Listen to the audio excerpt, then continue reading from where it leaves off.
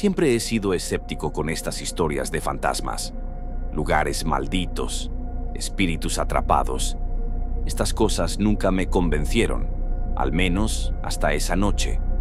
En Halloween de 2019, 2 amigos y yo, Lucas y Daniel, decidimos hacer algo diferente.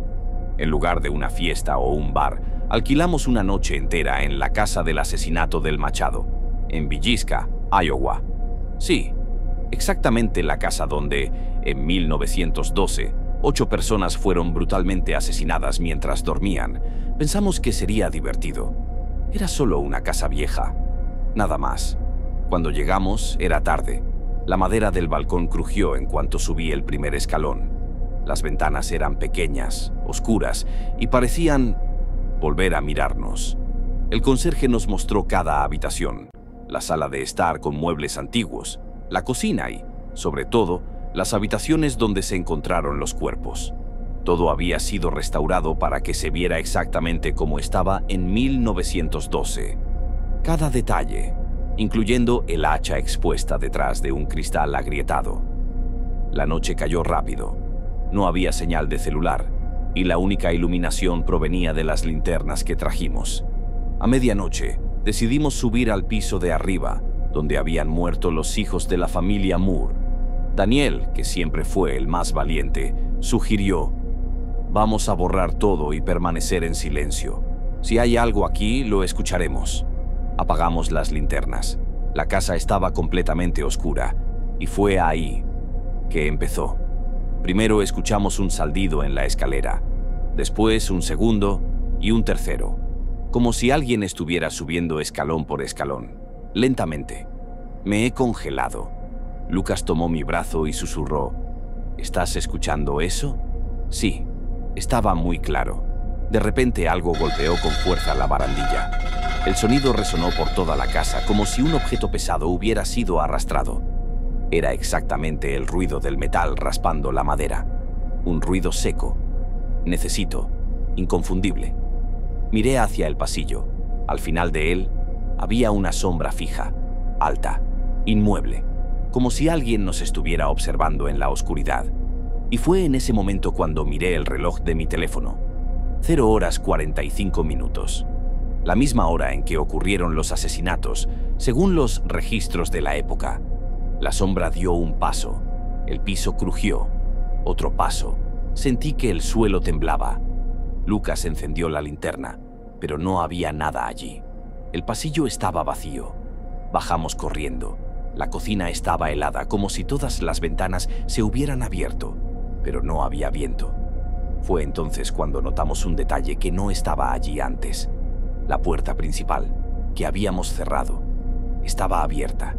Pasamos el resto de la madrugada acurrucados en la sala, tratando de convencernos de que era solo nuestra cabeza jugando bromas.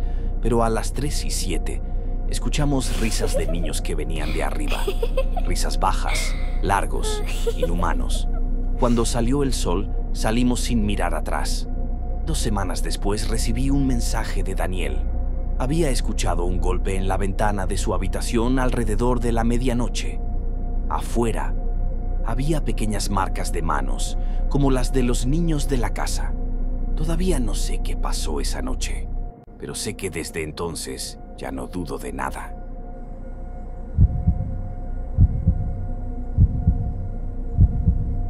Siempre pensé que las historias sobre persecución eran cosa de películas, pero en 2007 mi vida se convirtió exactamente en eso. Todo comenzó de forma sutil. Una llamada en medio de la noche, sin sonido, solo respiración pesada al otro lado de la línea. Pensé que era una broma. Bloqueé el número, pero al día siguiente la llamada llegó de nuevo, desde un número diferente. En la tercera noche la voz apareció, baja, ronca y con una calma aterradora. «Estás con una camiseta negra». Me he congelado. De hecho, llevaba una camiseta negra en ese preciso momento. Miré todas las ventanas, las puertas, las rendijetas. Nadie, pero alguien me estaba observando. En los días siguientes, las llamadas se volvieron más específicas. El acosador sabía exactamente dónde estaba y qué estaba haciendo.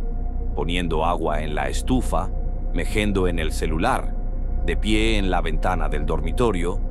Nunca se lo dije a nadie, hasta que citó a mi hermana. Tiene un bonito abrigo rojo, una pena si algo le pasa a ella. Fue ese día que llamé a la policía. Lo hicieron todo. Rastrearon los números, bloquearon las llamadas, instalaron monitoreo, y fue entonces cuando la cosa se puso aún más extraña. Las llamadas venían de mi propio número, incluso cuando mi móvil estaba apagado. En ese momento la policía no tenía explicación. Los agentes dijeron que probablemente era un hacker, pero ningún bloqueo funcionó. Cada vez que cambiaba de chip, el perseguidor descubría el nuevo número en pocas horas, y lo escuchó todo. Grabó todo. Una noche recibí un mensaje de voz. Presioné el play. Fue mi propia conversación con el detective el día anterior.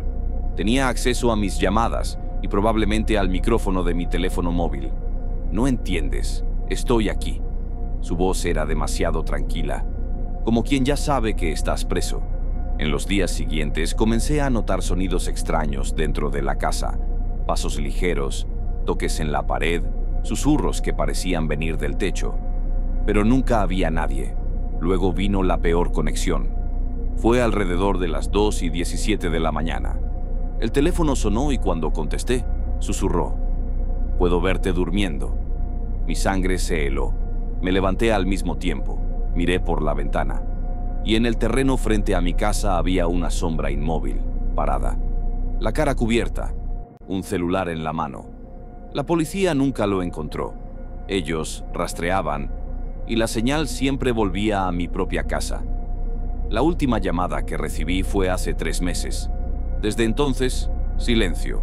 Pero el detective me dijo algo que nunca olvidé. No se detuvo. Él solo está esperando. Y todas las noches antes de dormir, apago mi móvil, quito la batería. Pero todavía me despierto, a veces, con la sensación de que alguien me está escuchando respirar.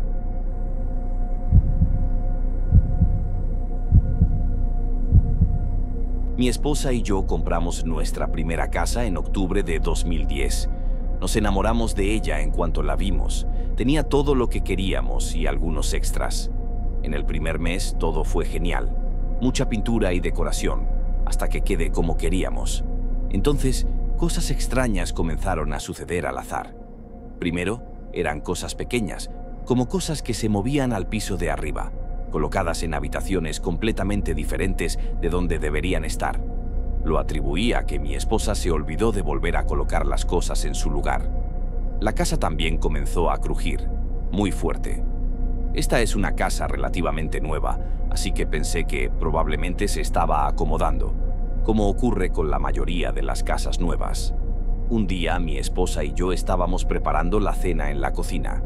Nuestra escalera está justo al lado de la entrada de la cocina, por lo que cualquier ruido en el piso de arriba era claramente audible. Cerré el grifo del fregadero y, tan pronto como lo cerré, escuchamos una tos. No tenemos hijos y nadie nos visitaba. Las ventanas estaban todas cerradas, la televisión no estaba encendida. Me dio un escalofrío en la columna vertebral y pude sentir la sangre goteando de mi cara. Miré a mi esposa y ella también estaba pálida y con una expresión de miedo absoluto. Alguien estaba en nuestra casa y estaba arriba. Rápidamente tomé el cuchillo más afilado que pude encontrar y mi esposa llamó a la policía. Caminé hasta el pie de la escalera y me quedé en silencio hasta que escuché un fuerte chasquido, crujido, como los que siempre escuchaba hacer la casa. Mis manos temblaban y mi esposa le susurraba al policía, diciendo que creíamos que había un ladrón en nuestra casa. La policía llega en minutos. Afortunadamente estaban patrullando alrededor. El policía sube lentamente las escaleras con el arma en la mano. Grita: «Aquí está la policía. ¿Hay alguien ahí arriba?». Sin respuesta. Estaba justo detrás de él, subiendo las escaleras. Miramos el primer dormitorio y el armario. Vacío. Nadie en el baño tampoco. La última habitación es mi oficina, donde dejo mi ordenador. Nadie en la habitación o en el armario. Sentí que la tensión bajaba y me sentí como un completo idiota, haciendo que este policía registrara la casa solo para no encontrar nada. Nos giramos para salir de la habitación y justo encima de nosotros, otra tos. Casi me desmayo. En el armario de mi oficina hay un acceso al ático. El policía baja los escalones y vuelve a gritar. ¿Hay alguien ahí arriba? Es la policía. Sin respuesta. Enciende la linterna y levanta la cabeza. Encuentra a un hombre de unos 40 años, arrodillado en el ático, mirándolo fijamente. Arma en la mano, le dice al hombre que salga y se ponga las manos detrás de la cabeza. Ellos arrestan al hombre. No dijo una palabra en todo el tiempo y no miró a nadie a los ojos. Tenía un aspecto descuidado y la ropa sucia. Mi esposa y yo estábamos flipando. No creo que ninguno de nosotros lo haya superado por completo. Después de interrogar al hombre en la comisaría, descubrimos que era un indigente que encontró refugio en la casa mientras aún estaba a la venta. Dijo que las puertas estaban abiertas, así que se quedó allí. Al parecer, un agente inmobiliario debe haberse olvidado de cerrar la puerta con llave después de mostrarle la casa a alguien. Dijo que cuando la gente venía a la casa, se escondía en el ático del segundo piso. Compramos la casa, y este tipo vivió en ella durante un mes entero, sin que nosotros lo supiéramos. Realmente me asusta solo de pensarlo. No ignore todos estos baches durante la noche. Puede tener una persona sin hogar viviendo en su ático.